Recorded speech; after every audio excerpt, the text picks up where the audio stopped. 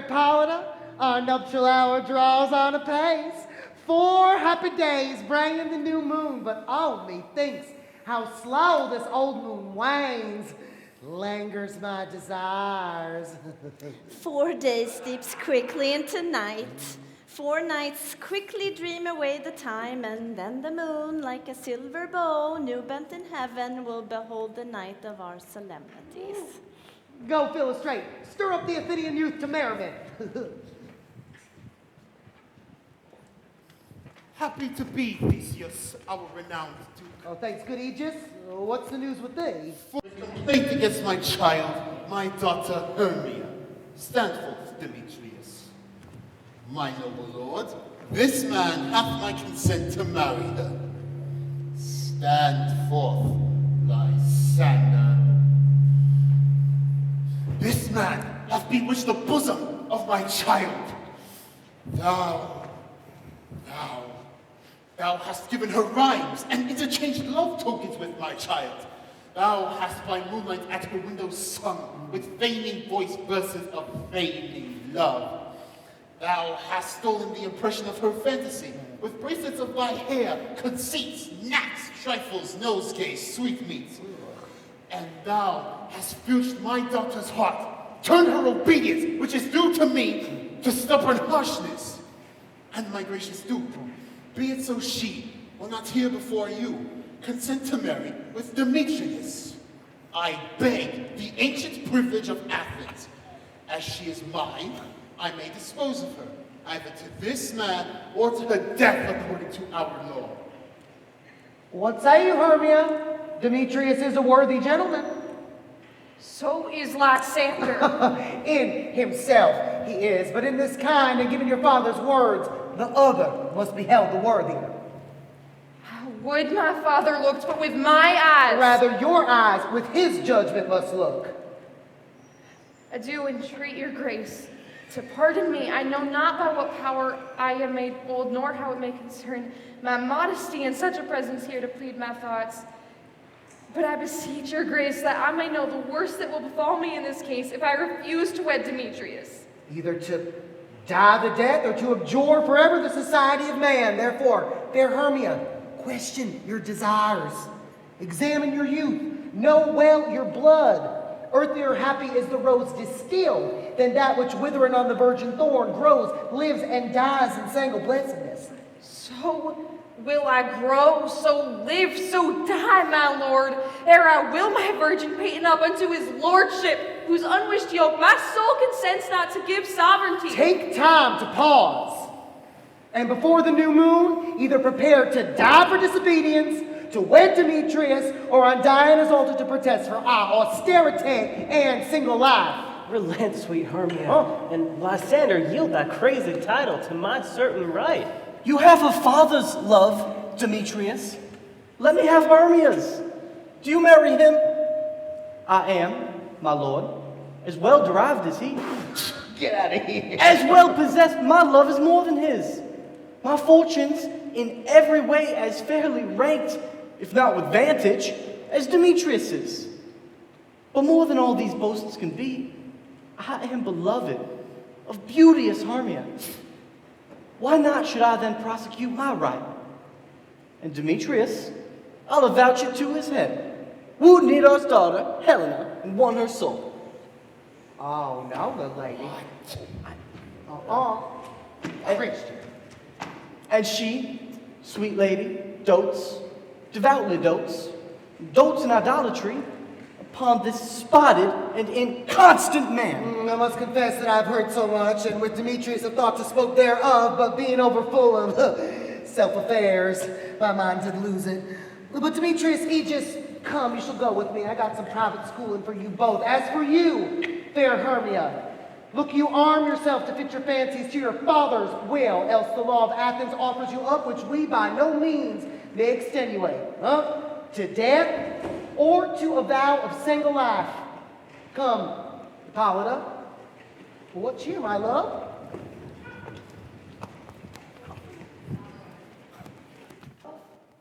Why is your cheek so pale? How chance the roses there do fade so fast?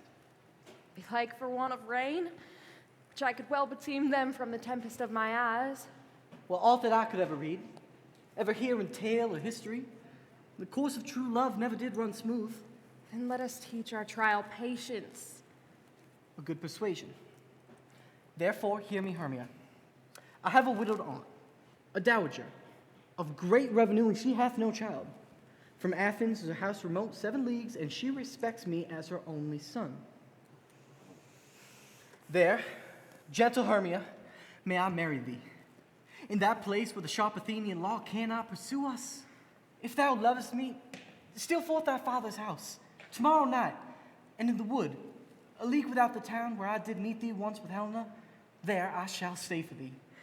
My good Lysander, I swear to thee, by Cupid's strongest bow, by his best arrow with the golden head, by all the vows ever men have broke, in number more than ever women spoke, in that place thou hast appointed me, tomorrow truly I will meet with thee. Oh, yes. Keep promise, love. Oh, here comes Helena. Godspeed, fair Helena. Whither away? Call you me fair, that fair again unsaid. Oh, Demetrius loves your fair, oh happy fair! Your eyes are lulled stars, and your tongue sweet air more tunable than lark to shepherd's ear. Were the world mine, Demetrius being baited, the rest I give to you to be translated. Oh, teach me how you look, and with what art you sway the motion of Demetrius' heart. I frown upon him, yet he loves me still. Oh, that your frowns could teach my smiles such skill. I give him curses, yet he gives me love. Oh, that my prayers could such affection move. The more I hate him, the more he follows me. The more I love, the more he hateth me. His folly, Helena, is no fault of mine. None but your beauty, would that fault were mine. Take comfort. He no more shall see my face. Lysander and myself will fly this place. Before a time I did Lysander see, seemed Athens as a paradise to me. Then what graces in my love do dwell, that he hath turned a heaven unto a hell. Helen, to you our minds we will unfold. Tomorrow night, when Phoebe doth behold her silvery visage in that watery glass, decking with liquid pearls the bladed grass, a time when lovers' flights doth still conceal, through Athens' gates have we devised to steal. And in the wood where often you and I upon faint primrose beds were wont to lie, emptying our bosoms of their counsel sweet, there Lysander and myself shall meet, and thence from Athens turn away our eyes to seek new friends and stranger companies.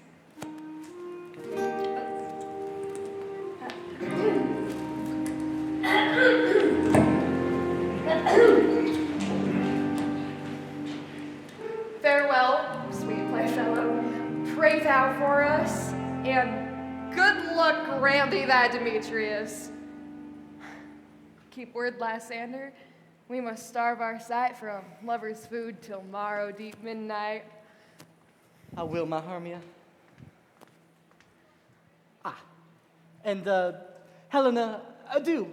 As you on him, Demetrius, don't on you. How happy some or other some can be. Through Athens I am thought as fair as she, but what of that? Demetrius thinks not so. He will not know what all but he do know. And as he errs, doting on Hermia's eyes, so I, admiring of his qualities, love looks not with the eyes, but with the mind. And therefore is winged Cupid painted blind. For ere Demetrius looked on Hermia's eye, he held down oaths that he was only mine. And when this hail some heat from Hermia felt, so he dissolved, and showers of oaths did melt. I will go tell him of fair Hermia's flight, and to the wood will he tomorrow night pursue her. And for this intelligence, if I have thanks, it is a dear expense, but herein mean I to enrich my pain, to have his sight thither and back again.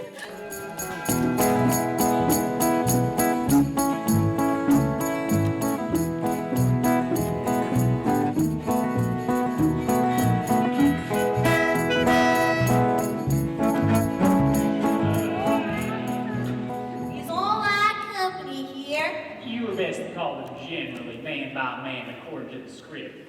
Here's a scroll of everyone's name, which through thick, through all Athens, to play an art interlude for the Duke and Duchess on his wedding day at night. First, good reader Quince, say what the play treats on, then read the names of the actors. Married art plays the most lamentable comedy, the most cruel death of Pyramus and Thisbe. A very good piece of work, I assure you. Now, good reader Quince, call forth your actors by the scroll. Masters, spread yourselves. Answer as I call you, Nick Bottom, the weaver. Ready. Name what part I'm for and proceed. You, Nick Bottom, are set down for Pyramus.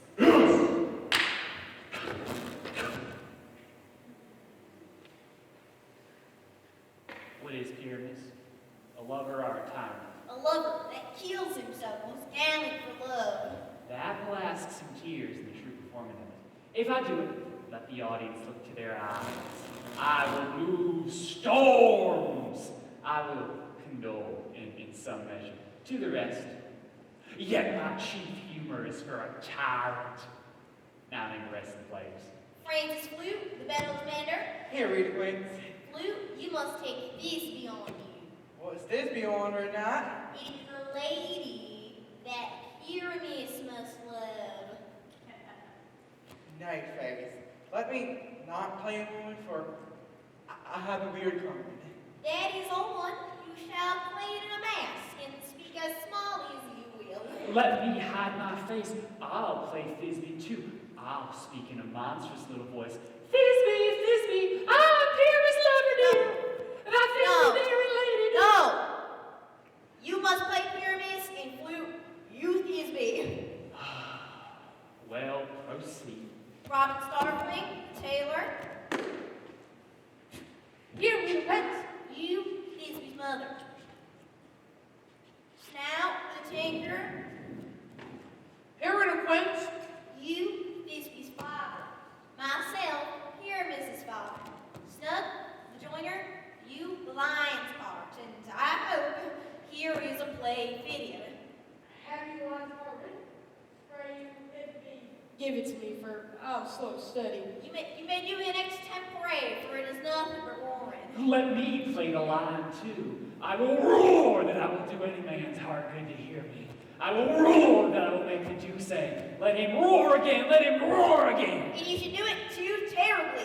You would frighten the Duchess and the ladies, and they would shriek, and that were enough to hang us all. I will roar you as gently as any sucking dove. You can play no pie but Pyramus.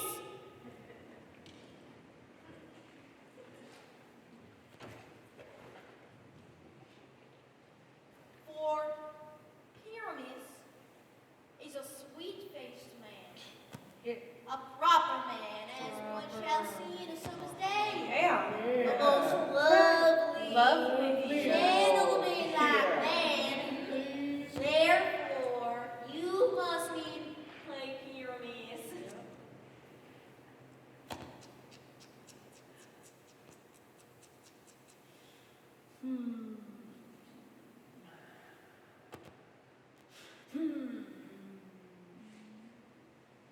Well, I will undertake it. Masters, here are your parts. I am to entreat you, request you, and desire you to have a convoy tomorrow night. And meet me at the Palace Wood, Mount after time by moonlight. There we will rehearse, for with me in the city, we will be dogging the company and our devices known. In the meantime, I will draw out a bill of properties such as I played once. I pray you, fail me not. We will meet, and there we may rehearse most obscenely and courageously. Take pains, be perfect. Adieu. At the Duke's end for me.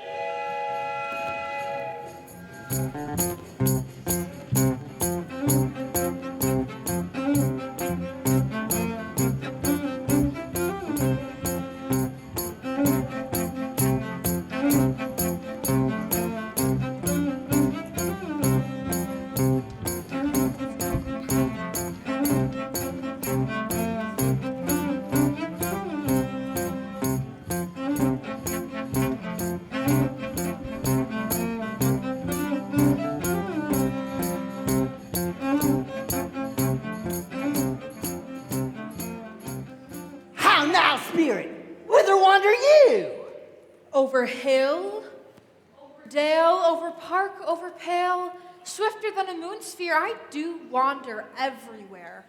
And I serve the fairy king. I must go seek some dewdrops here and hang a pearl in every cowslip's ear. Farewell, thou lob of spirits. I'll be gone. Our king and all our elves come here anon. The queen doth keep her revels here tonight. Take heed, the king come not within her sight. For Titania's passing fell in wrath. For he as her attendant hath the lovely boy, stolen from a Viking king. He never had such sweet a changeling. And jealous Titania would have the child, knight of her train to trace the forest wild. But he perforce withholds the loved boy, crowns him in flowers and makes him all his joy. And now they never meet in grove or green, by fountain clear or spangled starlight sheen. Either I mistake your shape in making quite, or else you are that shrewd and knavish sprite, called Robin Goodfellow. Are not you thee, that frightens the maidens of the villagery, and sometimes makes the drinks no bear to barm, mislead night wanderers, laughing at their harm, those that hobgoblins call you, or sweet Puck? They do your work, and they shall have good luck. Are not you thee? Thou speakest aright, I am the merry wanderer of the night. I jest to Titania and make her smile. When I, a fat and bean-fed horse beguiled, neighing in likeness of a filly foal. Oh, and sometimes lurk I in a gossip's bowl, in the very likeness of a roasted crab. And as she drinks, against her lips I bob, and on her withered dewlap pour the ale. And the wisest aunt telling the saddest tale. Sometimes for a 3-foot stool mistaketh me, then slip I from her bum and down topples she, and Taylor cries and falls into a cough, and the whole quiet hold their hips and laugh, and waxing in their mirth they sneeze and swear, and never a merrier hour was wasted there. But room fairy, here comes Titania! And here my master, would that she were gone.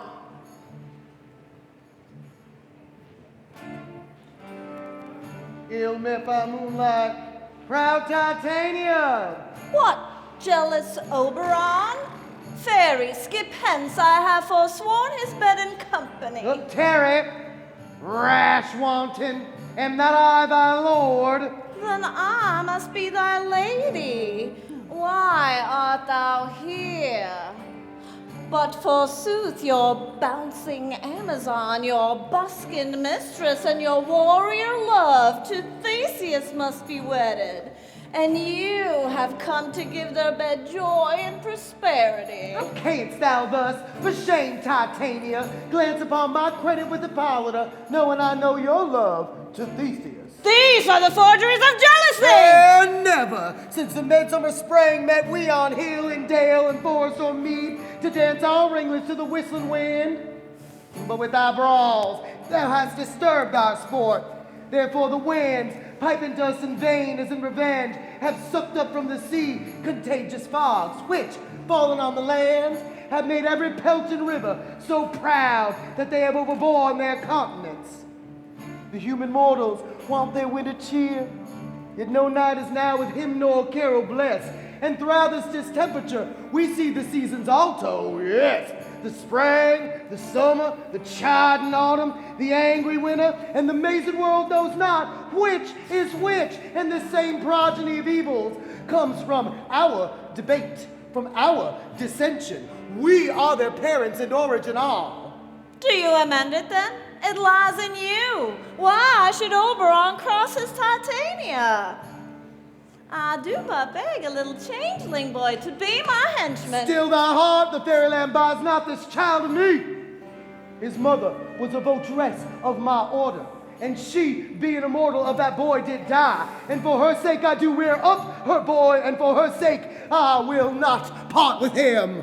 How long in the wood intend you stay? Perchance till after Theseus' wedding day. If thou wilt patiently dance in our rounds, see our moonlit revels, go with us. If not, shun me, and I will spare you your hearts. Give me that boy, and I will go with thee. Not from our fairy kingdom! Fairies, away! We shall chide downright if longer I stay. Ah! Oh! Well, go thy way. Thou shalt not from this grove till I torment thee for this injury. My gentle Puck, come hither.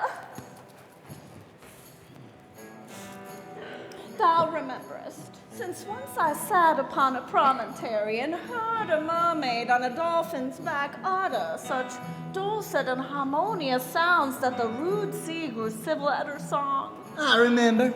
That very time I saw, but thou couldst not, Cupid, all armed, a certain aim he took at a fair vestal throned in the west, and he loosened his love shaft smartly from his bow, as it should pierce 100,000 hearts. Yet marked I where the bolt of Cupid fell. It fell on a little western flower, before milk white, now purple with love's wound, and maidens call it love and idleness. Fetch me that flower, that herb I showed thee once. The juice of it, on sleeping eyelids laid, will make man or woman madly dote upon the next live creature that it sees. Fetch me that herb, and be thou here ere the Leviathan can swim a league. I'll put a girdle around the earth in 40 minutes. Go. Oh, whoa, whoa. Having once this juice, I'll watch Oberon when he's asleep and drop the liquor of it in his eyes.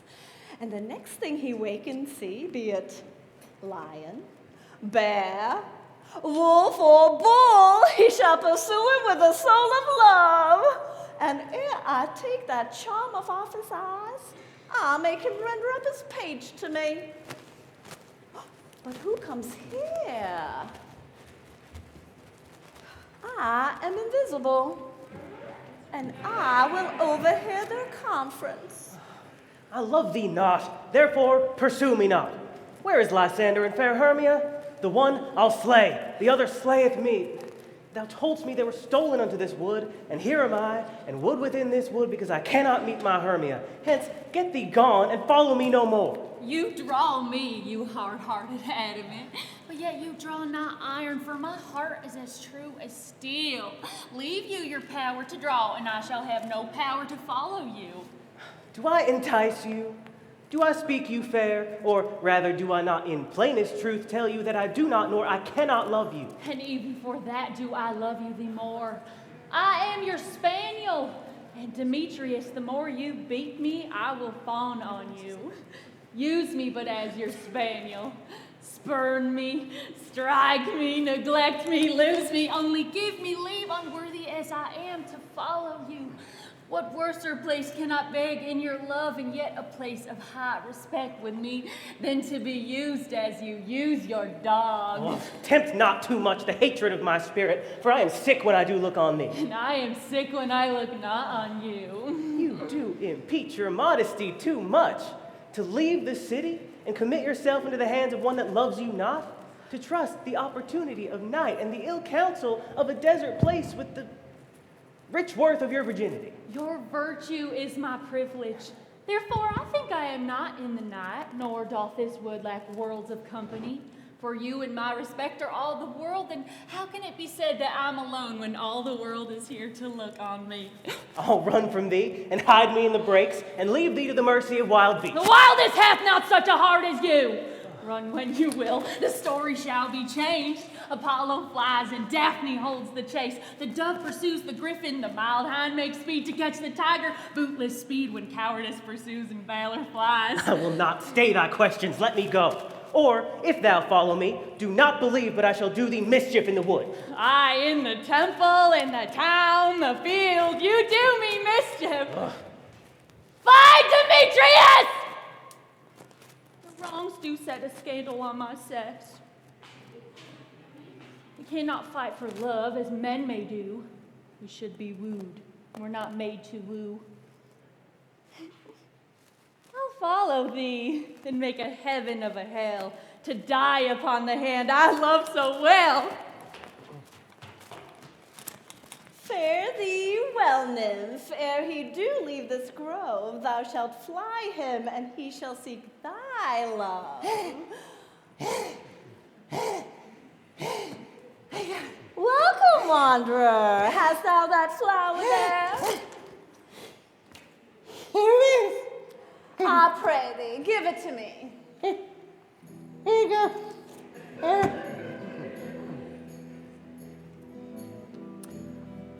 I know a bank where the wild thyme blows, where the ox lips and the nodding violet grows, quite over canopied with luscious woodbine, with sweet musk roses and with eglantine. There lies Oberon sometimes of the night, lulled in these flowers with dances and delight.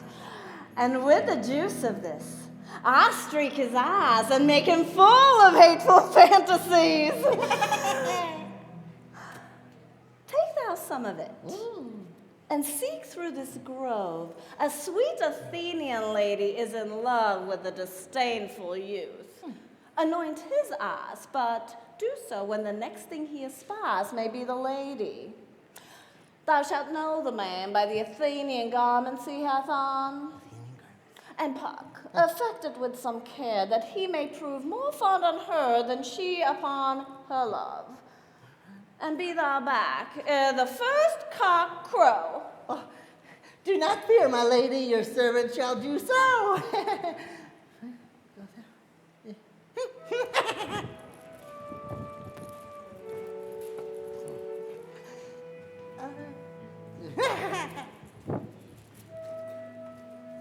Come now, a roundel and a fairy song. Then for the better thought of a minute hence, sing us asleep. Then to your offices, and let me rest. Matted snakes with double tongues, thorny hedgehogs be not seen, newts and blindworms do no wrong. Come not near our fairy king. Never harm, never spell nor charm.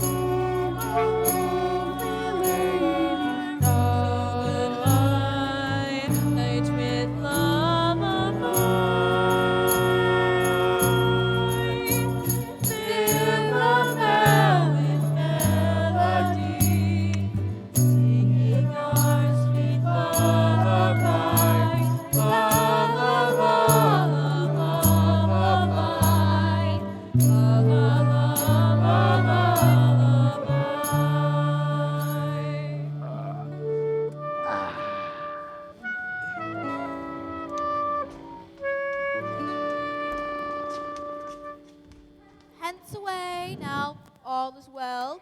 One aloof stands sentinel.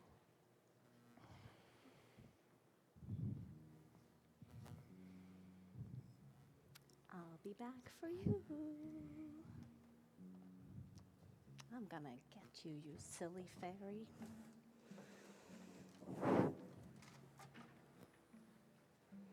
What thou seest when thou doth wake, do it for thy true love take. Love and languish for its sake, be it ounce or cat or bear, pod or boar with bristled hair, in thy eye that shall appear when thou wakest. It is thy dear. Wake when some foul thing is near. Come here.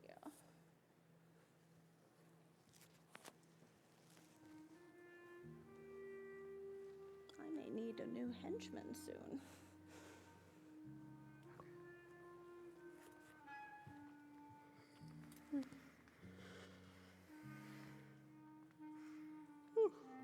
Fair love, you faint with wandering in the wood. And to speak troth, I have forgot our way. Hey, we will rest us here, Hermia, if you think it good, and tarry for the comfort of the day. Be it so, Lysander. Find you out of bed, for I upon this bank will rest my head. Oh, well, one turf shall serve as a pillow for us both. One heart, one bed, two bosoms, one troth. Nay, good Lysander, for my sake, my dear, lie further off yet. Do not lie so near. Oh, take sense, my sweet, my innocence. Love takes meaning in love's conference. I mean that my heart unto yours is knit, so that but a single heart we might make of it. Oh, two bosoms interchained by an oath, so that two bosoms and a single troth. Oh, and then by your side no bedroom me deny, for lying so, Hermia, I do not lie. Lysander riddles very prettily, but, gentle friend, for love and courtesy, lie further off in human modesty.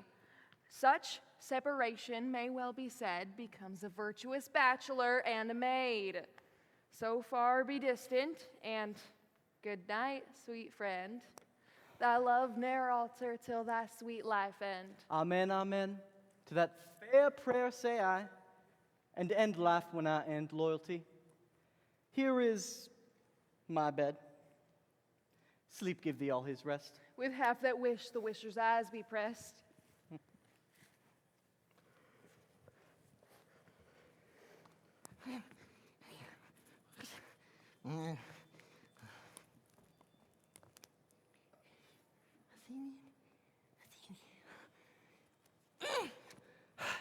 Through the forest I have run, but Athenian found I none. On whose eyes might I approve this flower's force of stirring love?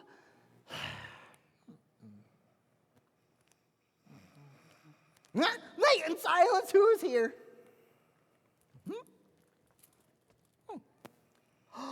Weeds of Athens he doth wear. This is he, my master said, despise the Athenian maid. Here's the maiden sleeping sound. On the dank and dirty ground. Pretty soul. She durst not lie near this. Whack love, this kill courtesy. Churl. Upon thine eyes I do throw all the power this charm doth owe. When thou wakest, let love forbid sleep his seat on thy eyelid. And so awake when I am gone. For now I must to Tactania.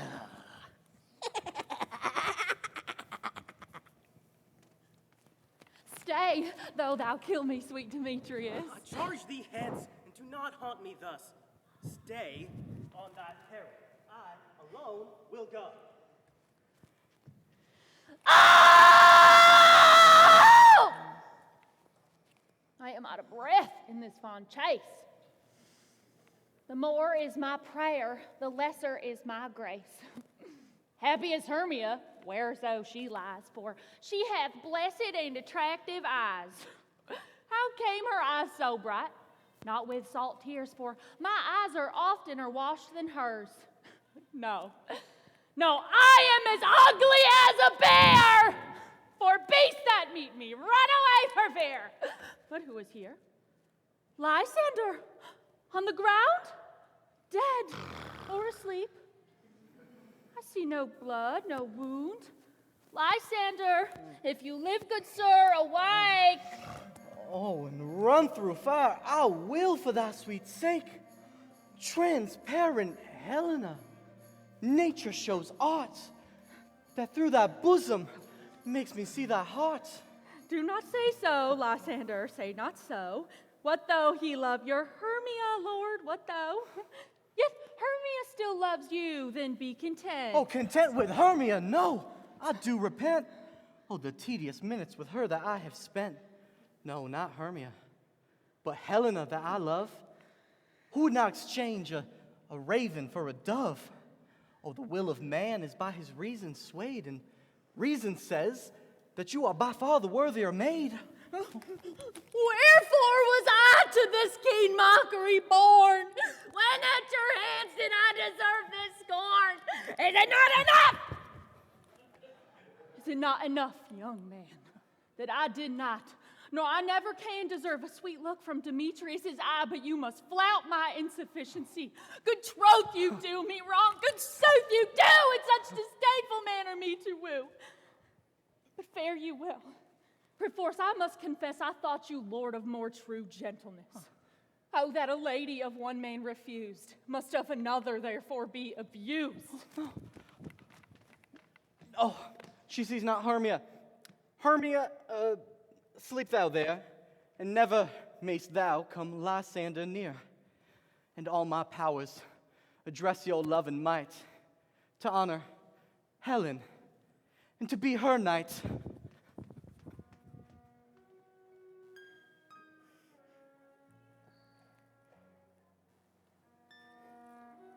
Help! Lysander, help me! Do thy best to pluck this crawling serpent from my breast! What a dream was here! Lysander, look how I do quake with fear. Methought a serpent ate my heart away, and you sat smiling at his cruel prey. Lysander? What, removed? Lysander? Lord? Out of hearing? Gone. No sound, no word. Alack, where are you? Speak, and if you hear, speak of all loves. I swoon almost with fear. No? Well, then I'll perceive you all not nigh. Either death or you, I'll find immediately.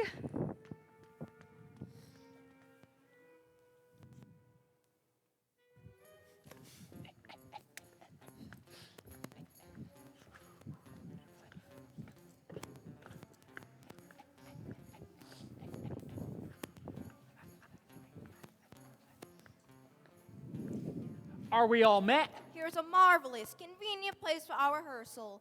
This green plot shall be our stage, this hawthorn brake our tyrant house, and we will do in action as we will do before the Duke. Rita Quince. What sayest thou, bully bottom? There are things in this comedy of Pyramus and Thisbe that will never please. First, Pyramus must draw a sword to kill himself, which the ladies cannot abide. How answer you this? We must leave the killing out when all is done.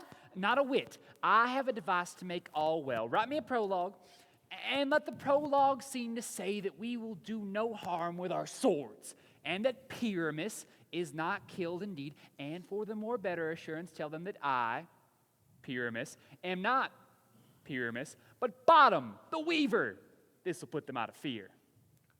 Will not the ladies be afeared by the lion? I fear it, I promise you. Masters, you ought to consider with yourselves to bring in God shield us.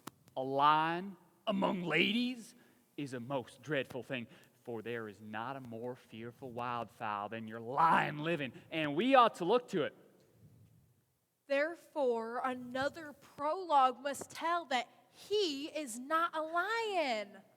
Nay, he must name his name, and half his face must be seen through the lion's neck, and he must speak through, saying thus, or to the same defect, ladies, or fair ladies, I would wish you, or I would request you, or I would entreat you not to fear, not to tremble, my life for yours. If you think I come hither as a lion, it were pity of my life. No, I am no such thing. I'm a man, as other men are, and there let him name his name and tell them plainly he is Snug, the joiner. Well, it shall be so.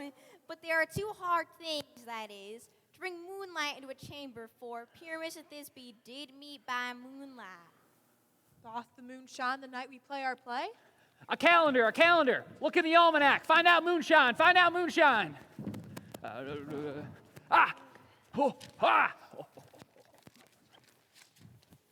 I can't read.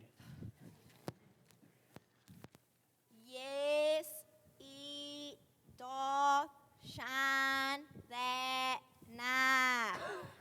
Why, then may you leave a casement of the great chamber window where we play open, and the moon may shine in at the casement. Or else one must come in with a bush of thorns and a lantern and say he is to disfigure or to present the person of moonshine.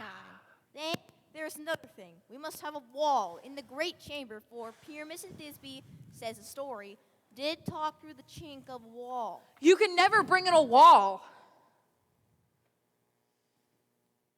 What say you, Bottom?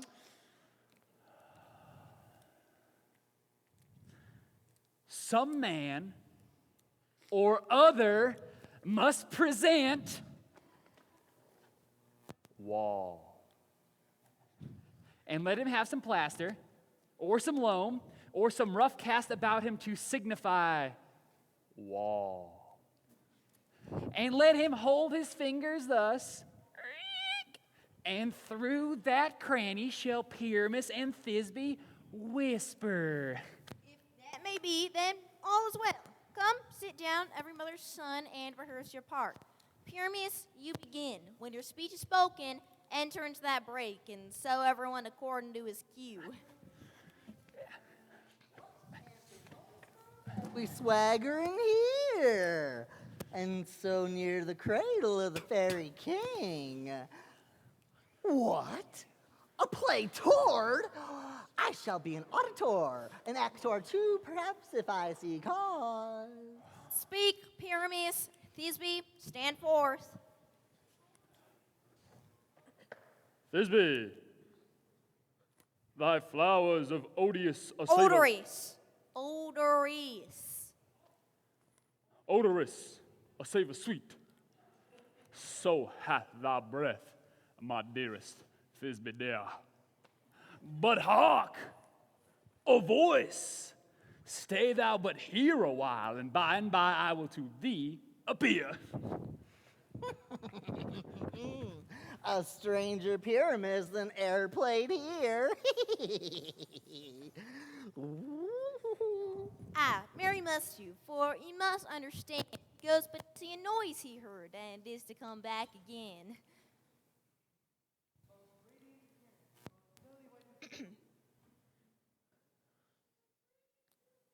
Yeah.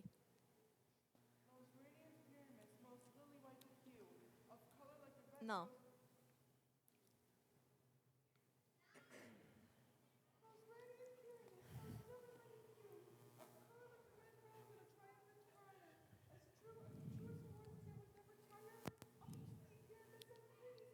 Nonus tomb. Now, why you must not speak that yet. That you answer Pyramus. You speak your part all at once, cues and all. Pyramus, enter. Your cue is past. It is never tire.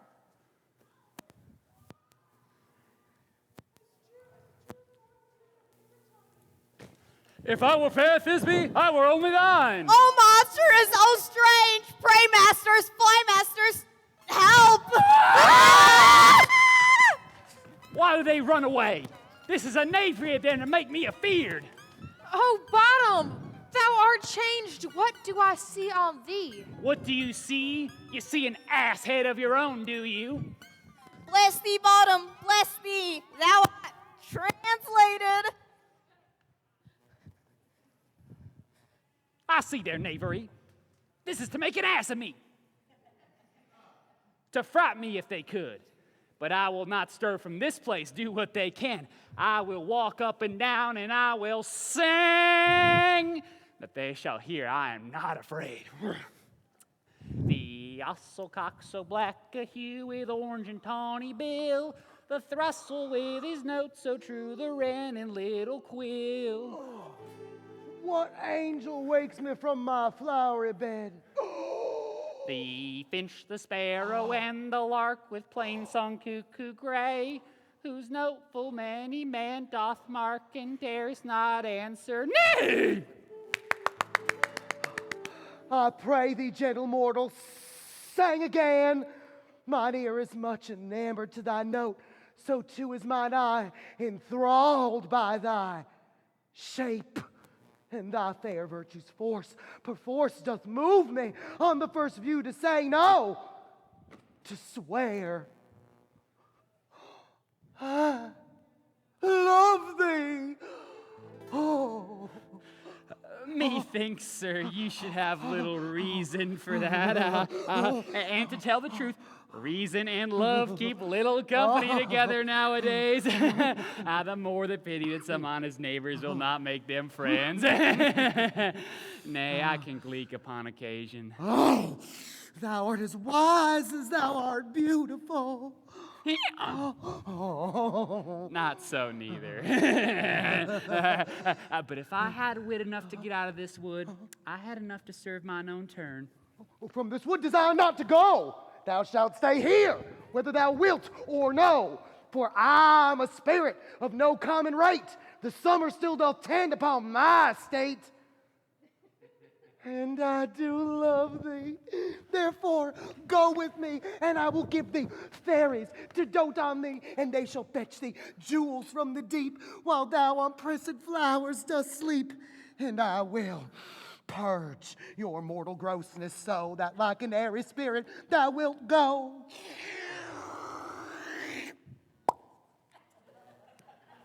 Peace blossom, cobweb, moth, mustard seed. Ready? Ready. Ready.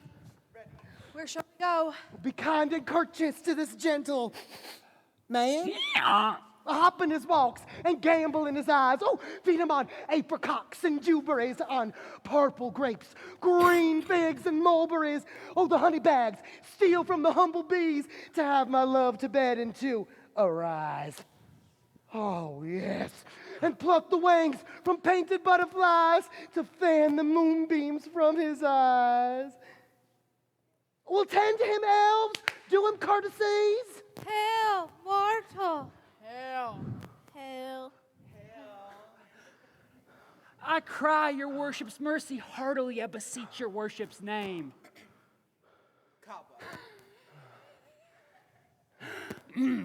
I shall desire your more acquaintance, good master Cobweb.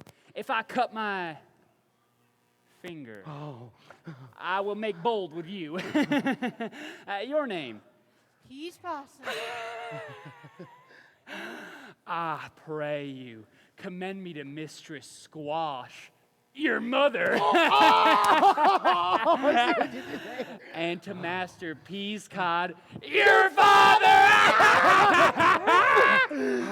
Good Mistress Peas Blossom, I shall desire your more acquaintance. Your name, I beseech you, sir. Mustard seed. Good Master Mustard Seed, I know thy patience well. That same cowardly giant like ox beef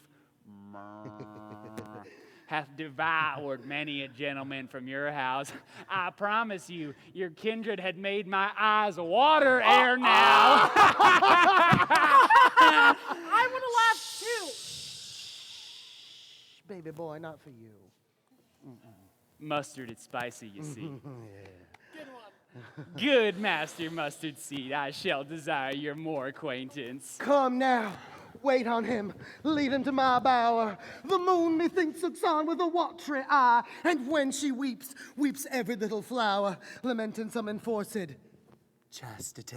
Tie up my lover's tongue, lead him silently. Get in there!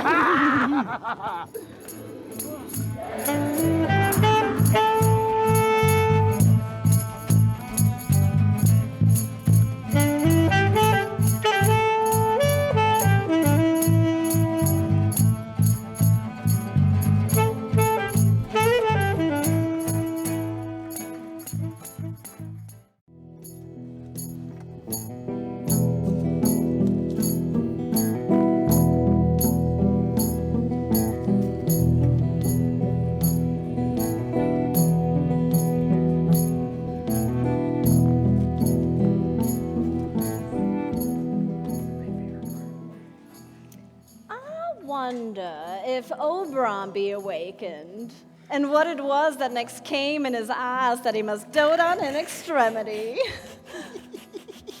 Here comes my messenger. How now, mad spirit? What not rule now about this haunted grove? My master with a monster is in love.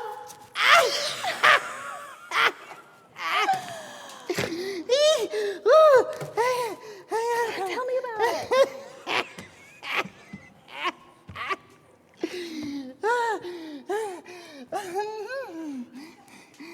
In that moment, so it came to pass, Oberon awaked and straightway loved an ass. Oh, this falls out better than I could devise. Oh, but hast thou yet latched the Athenians' eyes with the love juice as I bid thee do? I took him sleeping. That's finished too, with the Athenian maid by his side, so that when he awaked, of force she must be eyed. Oh, staying close. Here comes that same Athenian. Ah, yes, this is the same woman. Oh, but that is not the same man. Why rebuke you him that loves you so? Lay breath so bitter on your bitter foe. Now I but chide, but I should use thee worse. For thou, I fear, hast given me cause to curse.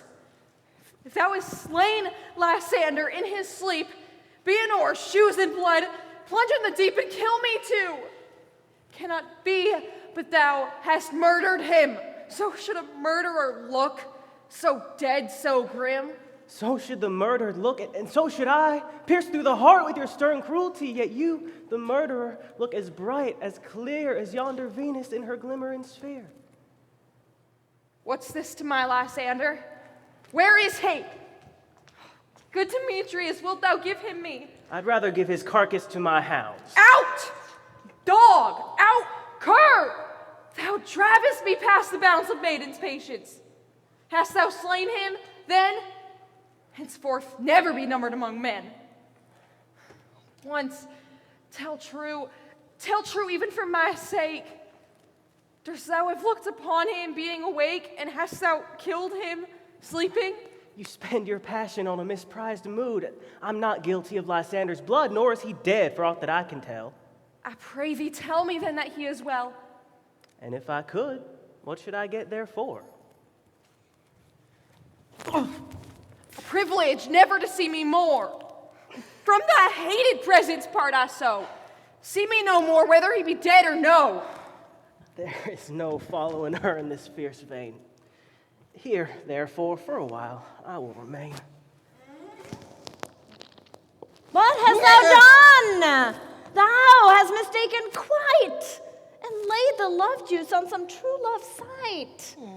Of thy misprision must perforce ensue some true love turned, and not some false turned true. Well, then fate o'errules that one man holding troth, a million fail, confounding oath on oath.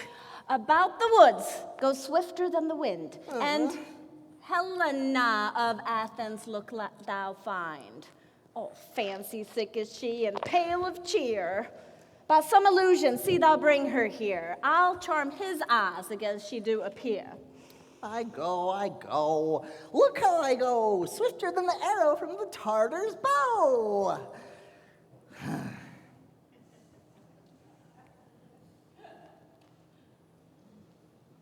Go!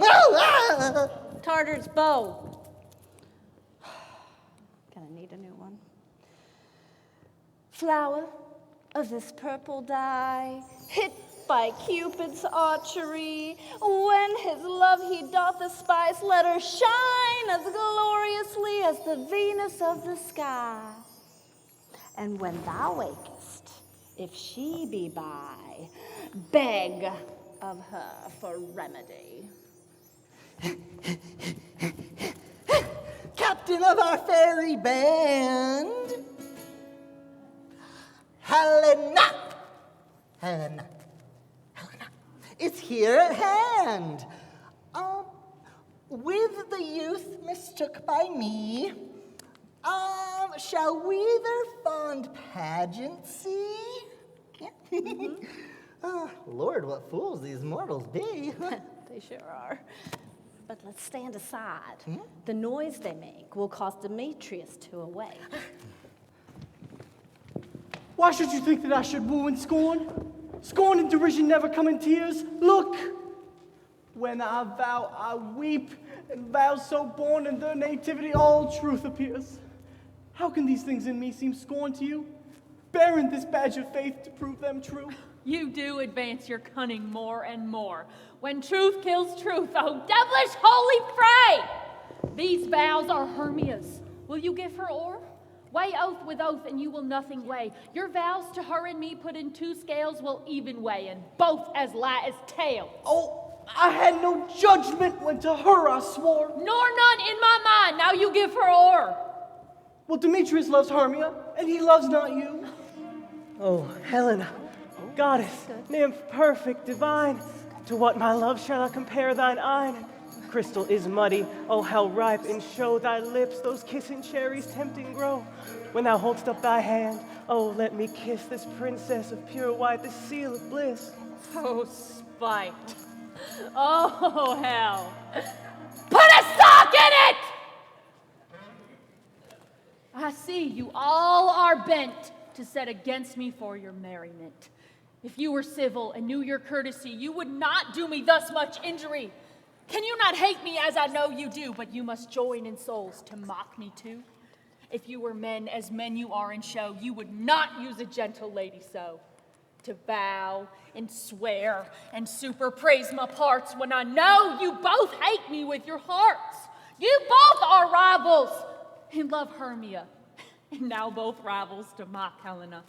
None of noble sort would so offend a virgin and extort a poor soul's patience, all to make you sport. You are unkind, Demetrius. Be not so, for you love Hermia. This you know I know.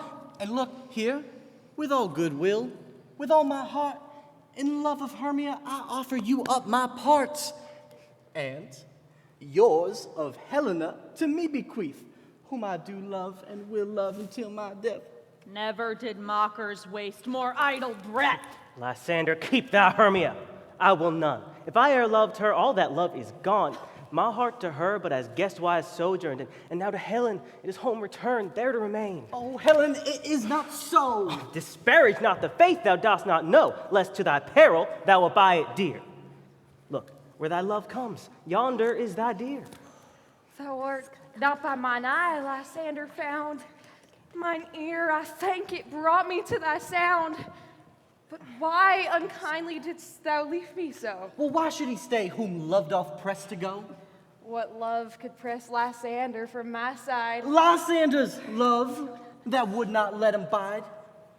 Fair Helena, who more in guilds than knights, than all your fiery O's and eyes of light, why seekest thou me? Could not this make thee know that the hate I bear for thee made me leave thee so? You speak not as you think. It cannot be. Oh, she is one of this confederacy. Now I perceive they have conjoined all three to fashion this false sport in spite of me. Injurious Hermia, most ungrateful maid. Have you conspired? Have you with these contrived to bait me with this foul derision? Is all the counsel that we two have shared, the sisters' vows, the hours that we have spent, is it all forgot? All school days, friendship, childhood, innocence? Will you rent our ancient love asunder and joining with men in scorning your poor friend? 'Tis not friendly. 'Tis not maidenly. Our sex as well as I may chide you for it, though I alone do feel the injury. I am amazed at your passionate words. I scorn you not. It seems that you scorn me. Have you not set Lysander as in scorn to follow me and praise my eyes and face? And made your other love Demetrius, who even now did spurn me with his foot, to call me goddess, nymph, divine and rare, precious, celestial? Wherefore doth he speak this to her he hates? And wherefore doth Lysander deny your love so rich within his soul? But by your setting on, by your consent, this you should pity rather than despise. I understand not what you mean by this. Do persevere. Counterfeit sad looks. Make mouths upon me when I turn my back. Wink at each other. Hold this sweet jest up. This sport well carried shall be chronicled. If you have any pity, grace, or manners, you would not make me such an argument. But fare ye well. 'Tis partly my own fault, which death or absence soon shall remedy. No, stay, gentle Helena. Hear my excuse. Oh, my love, my life, my soul, fair Helena. Oh, excellent. Sweet, do not scorn her so. She cannot entreat, I can compel. Thou canst compel no more than she entreat. Thy threats have no more strength than her weak prayers. Helen, I love thee. Oh, by my life, I do. I swear by that which I will lose for thee, to prove him false who says I love thee not. I say I love thee more than he can do. Thou sayest, withdraw. Prove it to. Quick, come. Lysander, where to tends all this? Away you. No, he'll seem to break loose. Take on as you would follow, but yet come not. You're a tame man. Go. Hang off, thou cat. Thou bird, vile thing let loose, or I will shake thee from me like a serpent. Why are you grown so rude? What change is this sweet love? Thy love, out loathing medicine, hated potion hence. Do you not jest? Yes, sooth, and so do you. Demetrius, I will keep my word with thee. I would I had your bond, for I perceive a weak bond holds you. I'll not trust your word. Well, what should I do? Should I harm her, strike her, kill her dead? Although I hate her, I'll not harm her so. What? Can you do me greater harm than hate? Hate me. Wherefore? Me. What news, my love? Am not I Hermia? Or not you, Lysander? I am as fair now as I was erewhile. Since not you loved me, yet since not you left me. Why? Then you left me, oh, the gods forbid, in earnest, shall I say? Aye, by my life, and never did desire to see thee more.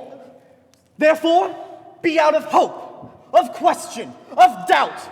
Be certain of nothing truer, that 'tis no jest that I do hate thee, and love Helena. No, stop it. Oh, me. You. Juggler. You. Canker blossom. You. Thief of love. What? Have you come by night and stolen my love's heart from him? Fine, in faith! Have you no modesty, no maiden shame, no touch of bashfulness? What? Will you tear impatient answers from my gentle tongue? Fie! Fie, you counterfeit! Puppet, you! Puppet! Why so? Aye, that way goes the game. Now, I perceive that she hath made compare between our statures, and with her personage, her tall personage, she hath prevailed with him.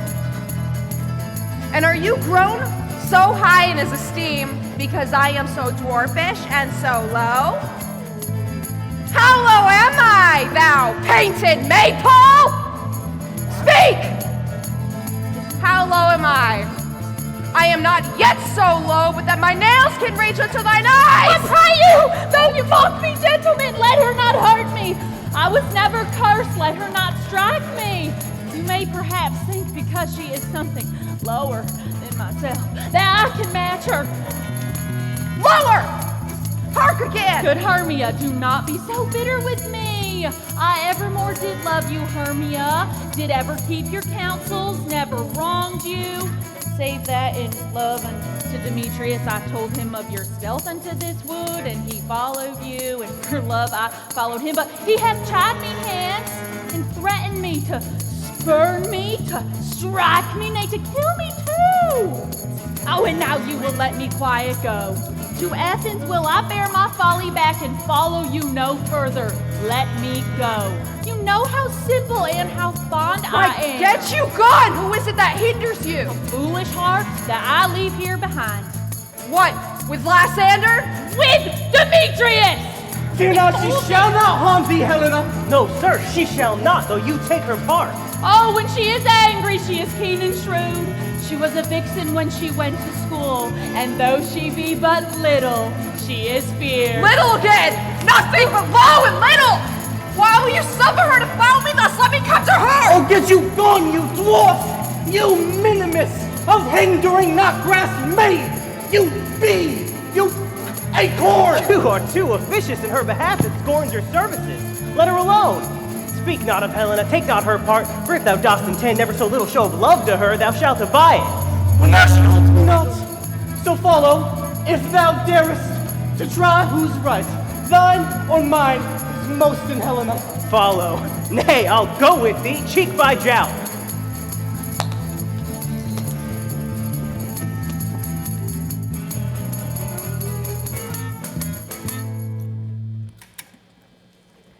You, mistress, all this coil is long of you. Nay, go not back! I will no longer trust you. I no longer stay in your cursed company. Your hands than mine are quicker for a fray. My legs are longer, though, to run away. I am amazed and know not what to say. This is thy negligence. Still thou mistakest, or else committest thy knaveries willfully. Believe me, Queen of Shadows, I mistook. But did you not tell me that I would know the man by the Athenian garments he had on? All right. Huh? And so far blameless proves my enterprise that I did anoint an Athenian's eyes. And so I am glad it did so sort. For all this jammering, I esteem a sporty. Seest these lovers seek a place to fight. Hie therefore, Robin, overcast a night, and lead these testy rivals so astray that one comes not within the other's way.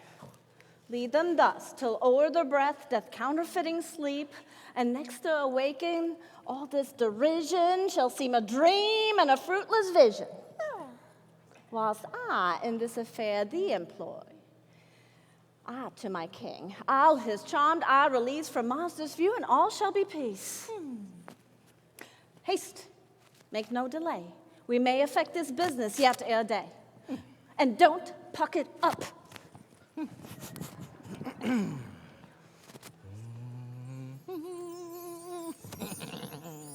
Up and down, I will lead them up and down. I am feared in field and town. Goblin, lead them up and down. Ooh, here comes one. Well, where art thou, proud Demetrius? Here, villain, drawn and ready. Where art thou? I will be with thee straight. Follow me then to plainer ground. Lysander, speak again. Thou runaway, thou coward, art thou fled? Speak. In some bush? Where dost thou hide thy head? Thou coward, art thou bragging to the stars, telling bushes that thou lookest for wars and wilt not come? Come, recreant, come thou child, I'll whip thee with a rod. He is defiled that draws a sword on thee. Art thou there? Follow my voice, will try no manhood here. He goes before me and still dares me on. Though I come where he calls, then he's gone. That fellow is much lighter heeled than I. I followed fast, but faster did he fly. I am fallen in dark, uneven way. Here will rest me.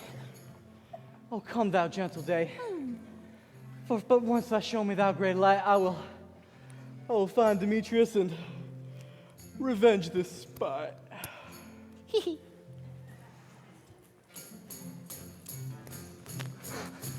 Ho, ho, ho, coward! Why comest thou not? Abide me if thou darest, for well I wot thou runnest before me, shift in every place, and darest not stand or look me in the face. Where art thou now? Come hither, I am here. Nay then, thou mockest me. Thou shalt buy this deer if ever I thy face by daylight see. Now go thy way.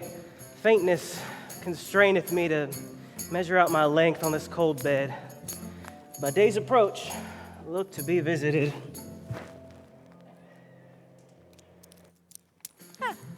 Oh, weary night, oh, long and tedious night, abate thy hour. Shine comforts from the east that I may back to Athens by daylight. From these that my poor company detest, and sleep that sometimes shuts up sorrow's eye, steal me a while from mine own company.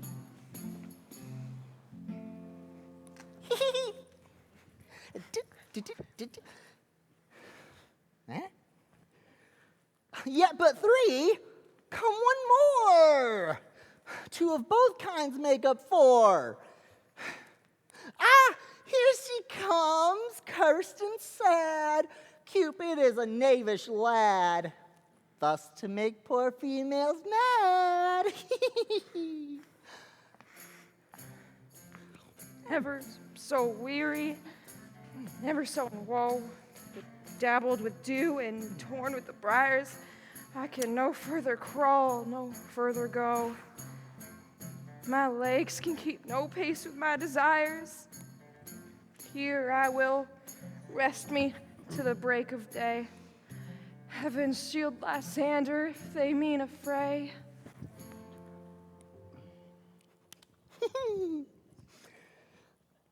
On the ground, sleep sound.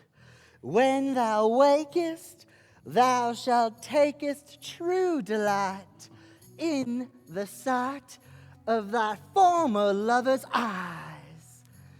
Jack shall have Jill, naught shall go ill, and all shall be well.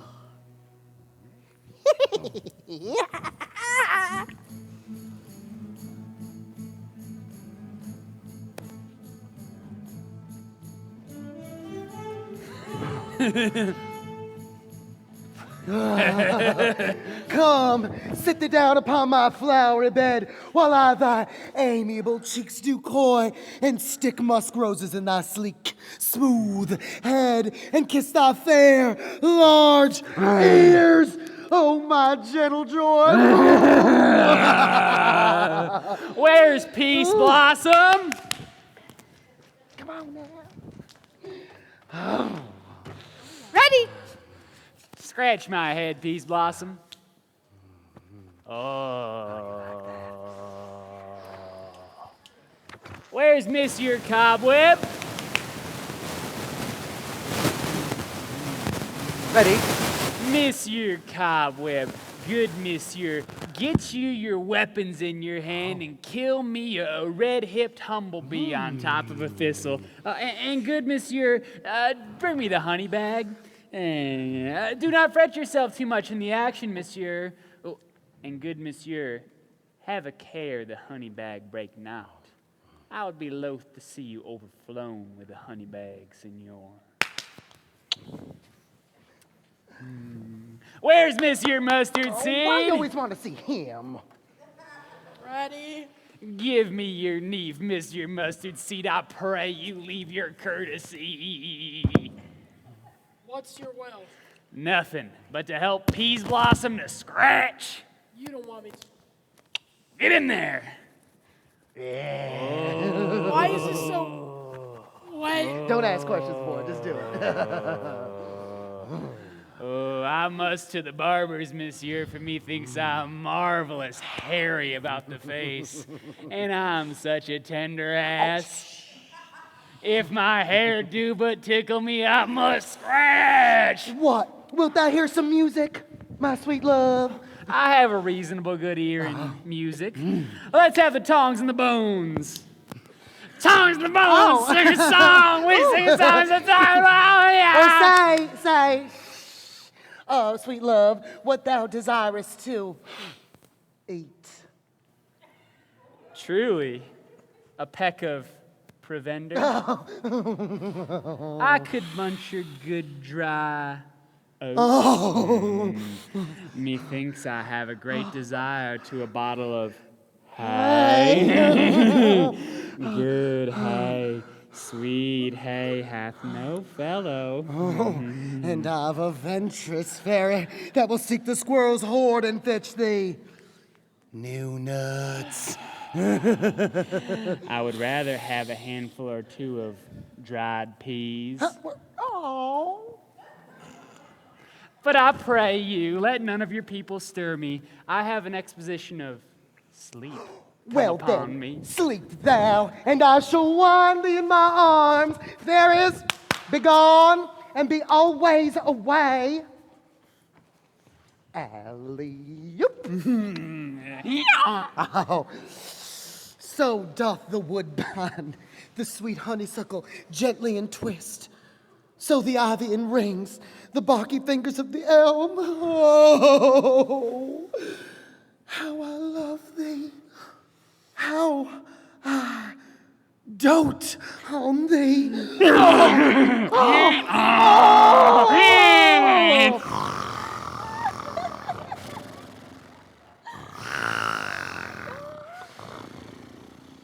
Welcome, good Robin. Seest thou this sweet sight?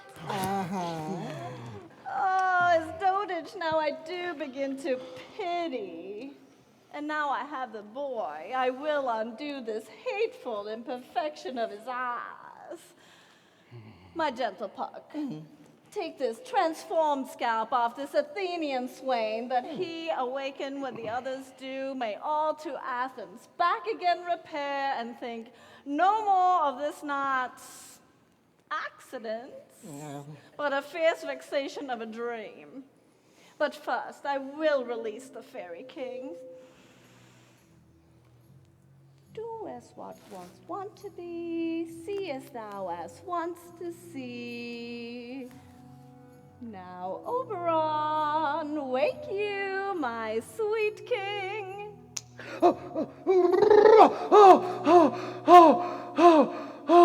Oh, my Titania! Oh, what visions have I seen?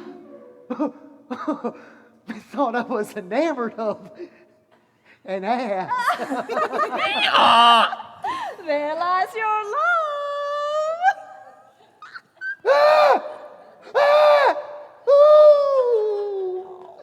How came these things to pass?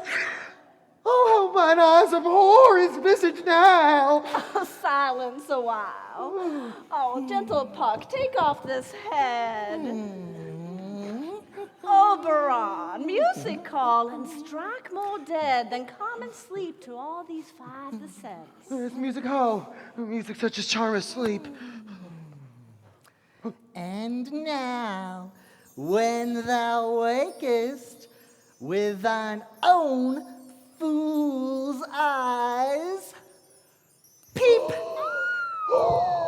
Sound music! Oh, come, my king, take hands with me and rock the ground whereon these sleepers be.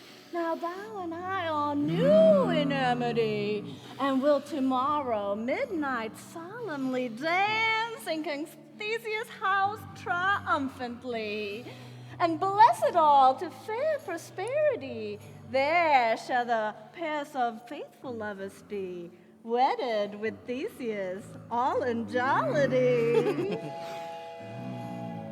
Fairy queen, attendant mark, I do hear the morning lark. Then, my king, in silence sad, trip we after the night's shade. We the globe can compass soon, swifter than the wandering moon. Yes. Come, my lady.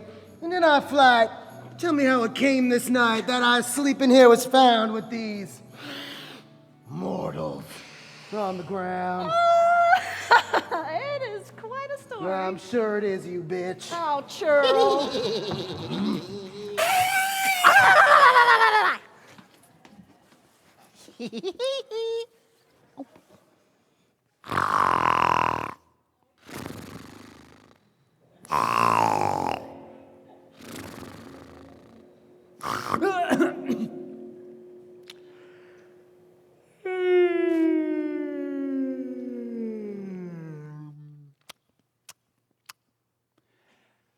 When my cue comes, call me and I will answer. My next is most fair Pyramus. Hi-ho. Rita Quince. Flute. The bellows mender. Snout. The tinker? Starveling? God's my life. Stolen Hanson left me asleep. I've had a most rare vision. I've had a dream past the wit of man to say what dream it was. Man is but an ass. If you go about to expound my dream, methought I was, and methought I had. Man is but a patched fool if he will offer to say what methought I had. The eye of man hath not heard, the ear of man hath not seen. Man's hand is not able to taste, his tongue to conceive, nor his heart to report what my dream was.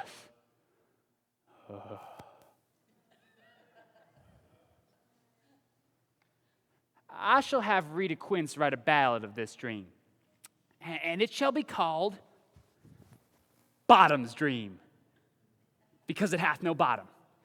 And I will sing it in the latter end of the play before the Duke. Peradventure, to make it the more gracious, I shall sing it at her death. That's what.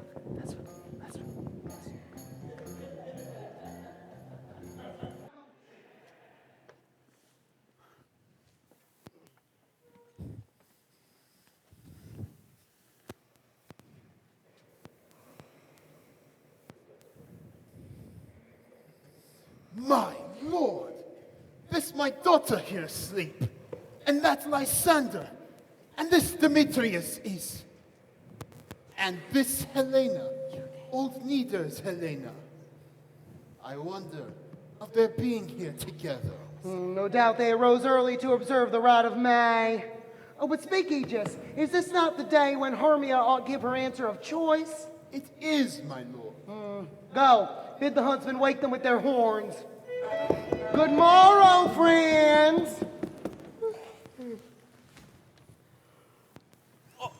Beg your pardon, my lord. I pray you all stand up. Now, I know that you two are mortal rivals. Tell me, how comes this gentle concord in the world? My lord, I shall reply amazedly, half asleep, half waking, but as yet I cannot truly say how I came to be here. But as I think, for truly would I speak, now as I bethinks it, so it is. I came with Hermia hither. Our intent was to be gone from Athens, where we might, without the peril of Athenian law... Enough! Enough, my lord! You have enough! I beg the law upon his head! They would have stolen away. They would Demetrius, thereby to have defeated you and me. You of your wife and me of my consent. Of my consent, she may be your wife. My lord, fair Helen told me of their stealth, of this their purpose hither to this wood, and I in fury hither followed them. Fair Helen in fancy following me, but my good lord, I wot not by what power, but by some power it is. My love to Hermia melted as the snow, and all the The faith, the virtue of my heart, the object and the pleasure of mine eye is only Helena.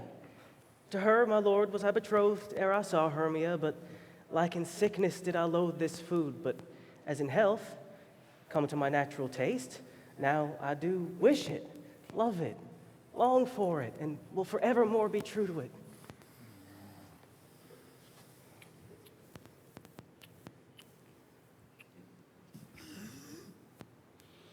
Fair lovers, you are fortunately met. Aegis, I will overbear your will. Away with us to Athens, 3 and 3. We'll hold a feast in great solemnity. Come, Hippolyta. Hippolyta, she loves me so much. Come here, you. These things seem small and undistinguishable. Methinks I see these things with parted eye when everything seems double. So methinks, and I have found Demetrius like a jewel, mine own and not mine own. Are you sure that we are awake? It seems to me that yet we sleep, we dream. Do not you think the Duke was here and bid us follow him? And my father. And Hippolyta. And he did bid us follow to the temple. Why then, we are awake. Let's follow him, and by the way, let us recount our dreams.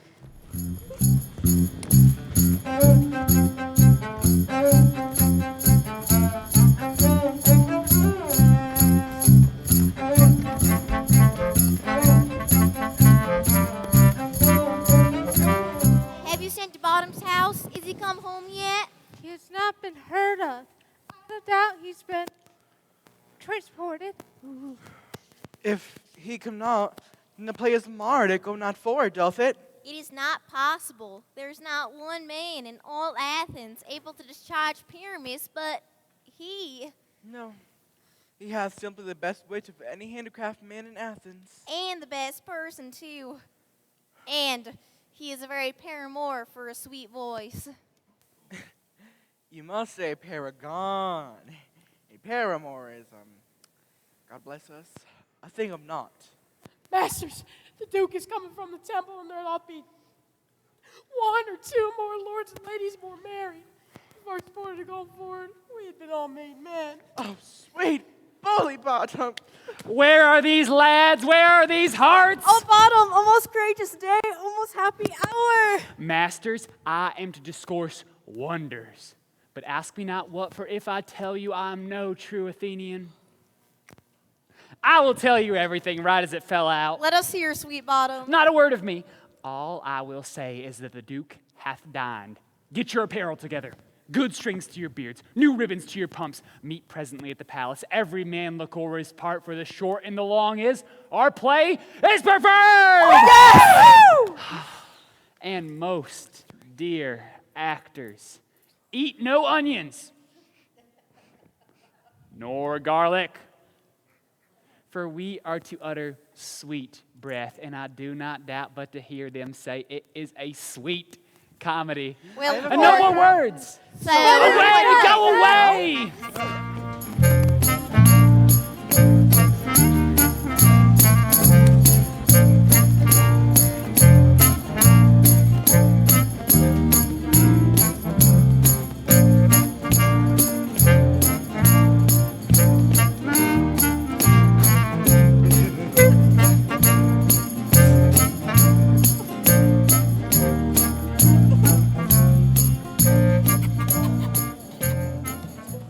Oh, joy, gentle friends, joy, and fresh days of love accompany your hearts. Mwah. More than to us.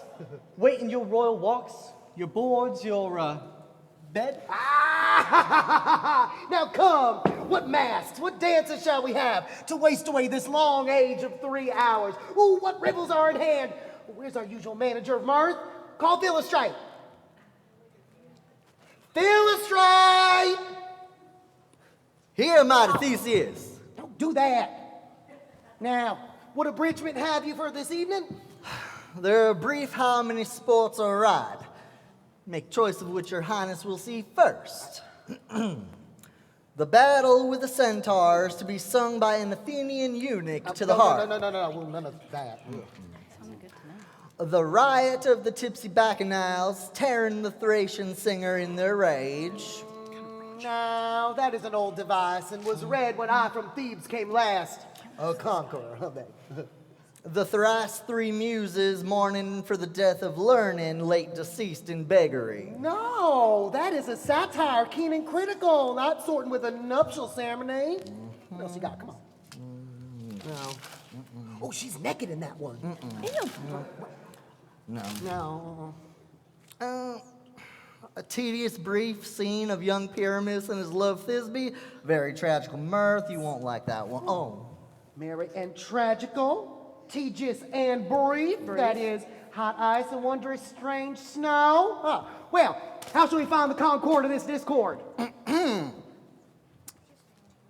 A play is, my lord, some 10 words long, which is as brief as I've known a play, and by 10 words, my noble lord, it is too long, which makes it tedious, and tragical, my noble lord, it is, for Pyramus therein doth kill himself. Which, when I saw rehearsed, I must confess made mine eyes water, but more merry tears, the passion of loud laughter, never shed. Well, where are they that do play it? Let's see here. They are hard-handed men that work here in Athens, which never labored in their minds until now, and thus have toiled their unbreathed memories with the same play against your nuptial. And we shall hear it. Oh no, my noble lord, it is not for you. I've heard it over, and it's nothing in this whole world, unless you can somehow find some sport in their intent, which you can never, no, oh. I will hear that play. For never anything shall be amiss when duty and simpleness doth tender it. Now bring them in. Jesus.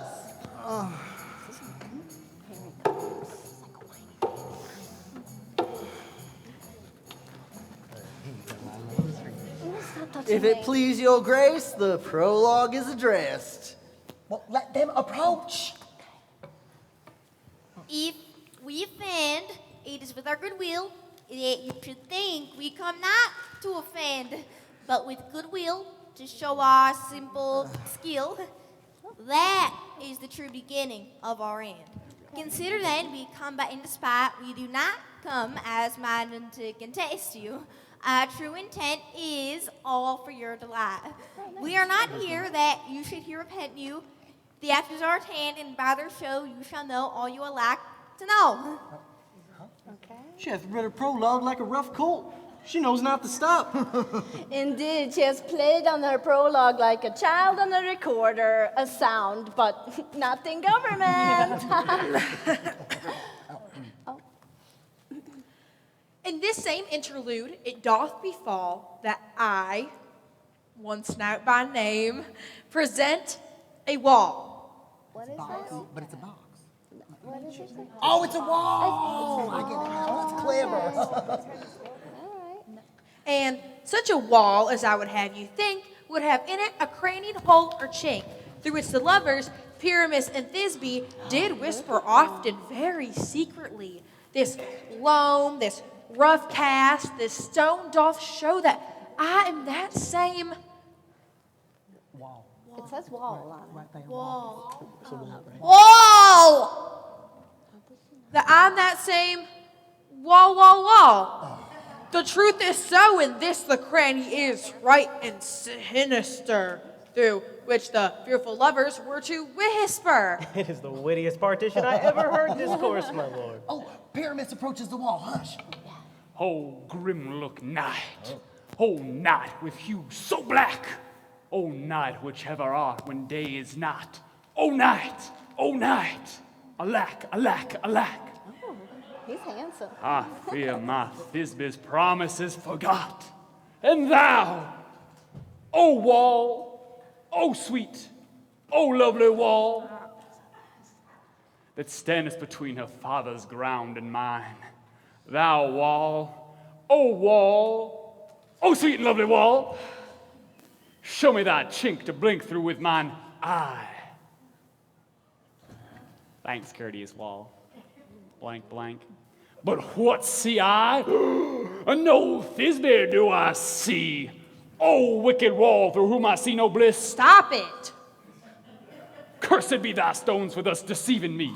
The wall, being sensible, methinks, should curse again. No. In truth, sir, she should not. Deceiving me is Thisbe's cue. She is to enter now. I am to spy her through the wall. You shall see. It will fall pat as I told you. Yonder she comes. You Well. were wrong.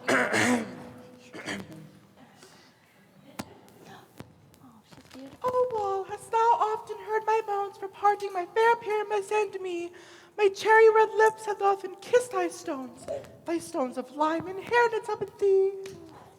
I see a voice. Now will I to the chink to spy and hear my Thisbe's face. Thisbe!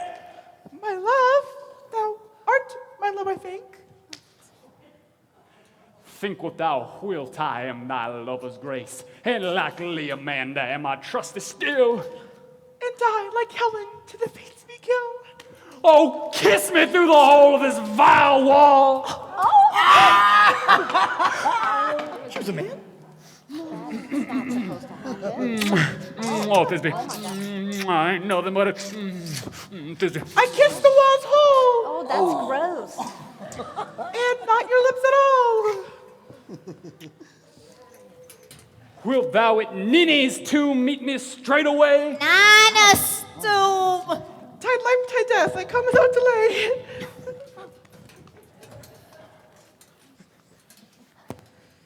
Thus have I, wall, my part discharged so, and being done thus, wall away doth go. This is the silliest stuff that ever I heard. Oh, who's this? You ladies, you, whose gentle hearts do fear that even the smallest monstrous mouse that creeps on the floor may both quake and tremble here. When lion... Oh, that's so cute. In wildest rage doth roar. This lanthorn doth the horned moon present Oh, he should have myself. worn the horn on his head. This lanthorn doth the horned moon present myself. I man in the moon do seem to be. I'm a weary of this moon. Would he would change. Oh, proceed, moon. All I have to say is to tell you that the lanthorn is the moon. I man in the moon. The thornbush by thornbush, the dog by dog. This is on Ninny's tomb. Did you even rehearse? This is on Nina's tomb. Where art my love?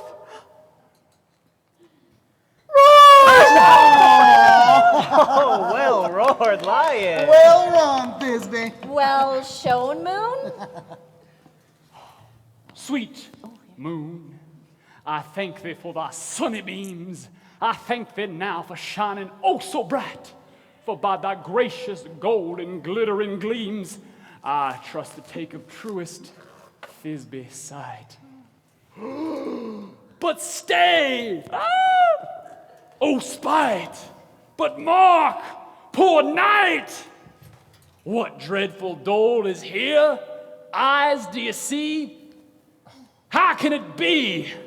Oh, dainty duck, oh dear, thy mantle good, what's stained with blood?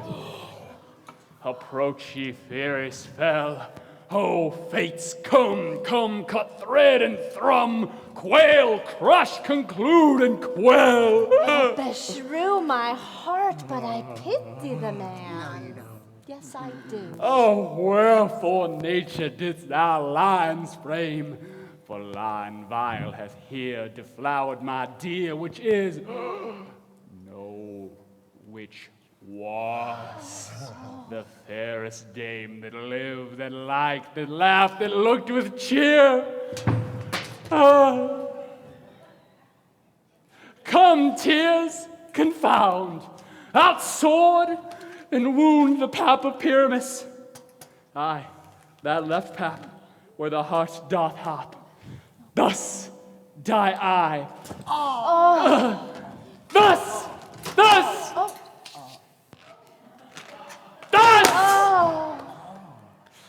Now! Now am I dead. Now am I fled. Bled. My soul is in the sky. Tongue, lose thy light. Moon, take thy flight. Now. Die, die, die, die. Die. Bled. But careful, by the grace of some strange surgeon, he may yet revive again and prove himself an ass. How chance moonshine will be gone before Thisbe comes back to find her lover? She discovers him by moonlight, and her passion ends the play. Here she comes, hush. Oh, I hope she will be brief. Asleep, my love? What? Dead, my dove? Oh, Pyramus, arise! Speak, speak, quite dumb. Dead a tomb. They must cover thy sweet eyes. Oh, sisters, thee, come to me, with hands as pale as milk. Lay them in gore, since you have shore, with shears his thread of silk. Tongue, not a word. Come, trusty sword. Come, blade my breast and view. And farewell, friends, thus. Thisbe ends. Adieu. Adieu. Adieu. And line and moonshine are left to bury the dead. And wall, too. And wall, too! No. Assure you, the wall is down that parted their fathers. Will it please you to see the epilogue or to hear Bergenmass dance among our company? It's quite your an- play needs quite no an- epilogue, for your play needs no excuse. Well, go! And lovers, to bed. 'Tis nearly fairy time. A fortnight hold we in this solemnity for moonlit revels and new jollity.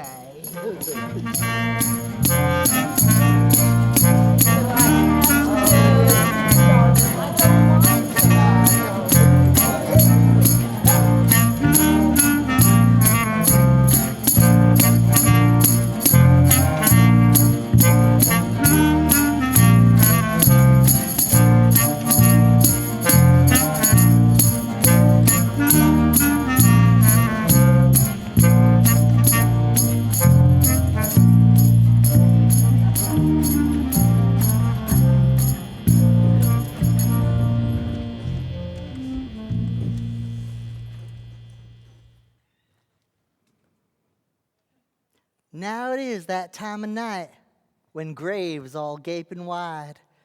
Everyone lets forth his sprite in the churchway paths to glide. And we fairies that do run by the triple Hecate's team in the presence of the sun, following darkness like a dream. Now our frolic, not a mouse, shall disturb this hallowed house.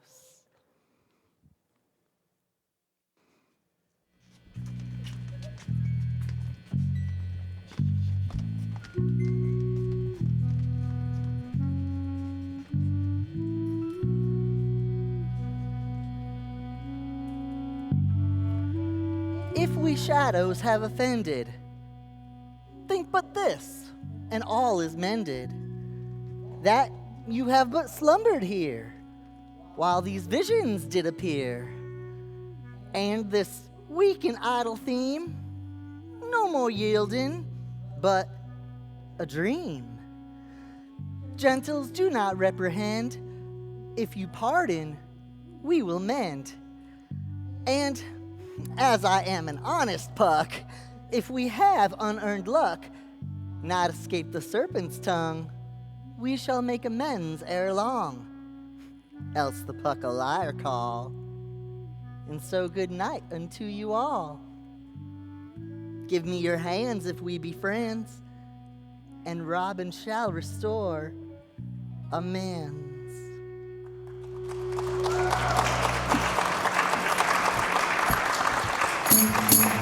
Thank you.